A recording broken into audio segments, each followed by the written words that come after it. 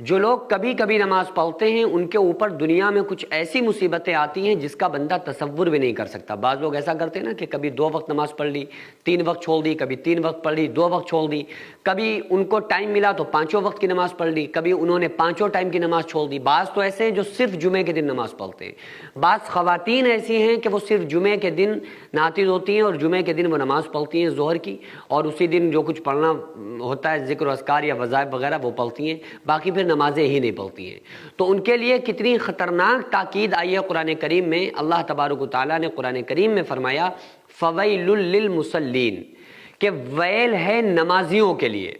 اب یہاں پر اللہ تعالیٰ بے نمازی کی بات نہیں کر رہا ہے بلکہ نمازیوں کی بات کر رہا ہے، جو لوگ نماز پڑھتے ہیں ان کی بات یہاں پر ہو رہی ہے۔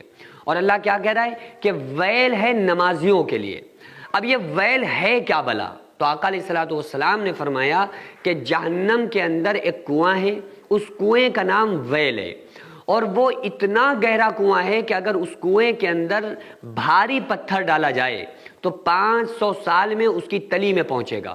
اتنا ڈراؤنا اور اتنا گہرا وہ کنواں ہے۔ اور آقا علیہ الصلوۃ والسلام نے ارشاد فرمایا کہ اس میں ان نمازیوں کو ڈالا جائے گا جو من چاہی نماز پڑھتے ہیں، رب چاہی نماز نہیں پڑھتے ہیں۔ یعنی کہ جب انہیں وقت ملا انہوں نے پڑھ لی، جب دل میں آیا انہوں نے نماز پڑھ لی، کبھی فجر پڑھ لی، ظہر غائب ظہر پڑھ لی، عصر غائب مغرب پڑھ لی، عشاء غائب۔ اس طرح سے جو لوگ نماز کو چھوڑ چھوڑ کر پڑھتے ہیں ان کے اوپر یہ مصیبتیں آتی ہیں۔ اب جہنم کی جو سزائیں ہیں وہ تو ہیں۔ آقا علیہ السلام نے ارشاد فرمایا ایک وقت کی نماز چھوڑنے کی سزا 2,88,00,000 سال جہنم میں جلنا پڑے گا۔ تو یہ تو سزائیں ان لوگوں کے لیے ہیں جو نمازیں کبھی پڑھتے ہیں کبھی چھوڑتے ہیں، اور یہ سزائیں آخرت کی ہیں کہ آخرت میں ان کو سزائیں ملیں گی۔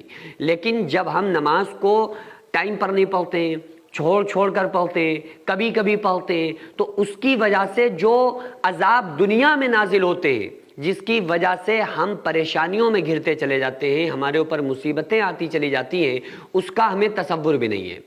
پہلی چیز یہ ہے کہ جب کوئی آفت آسمان سے اترتی ہے، حدیث پاک کا میں مفہوم آپ کو بتا رہا ہوں۔ آقا علیہ الصلوۃ والسلام نے ارشاد فرمایا کہ جب کوئی آفت، پریشانی، مصیبت آسمان سے کوئی بلا نازل ہوتی ہے تو جو لوگ نماز پڑھنے والے ہوتے ہیں، جو مسجدوں کے آباد کرنے والے لوگ ہوتے ہیں، وہ بلا اور مصیبتیں وہاں سے ہٹ جاتی ہیں۔ وہ بلائیں اور وہ مصیبتیں، وہ پریشانیاں ان لوگوں کے اوپر نہیں آتی ہیں۔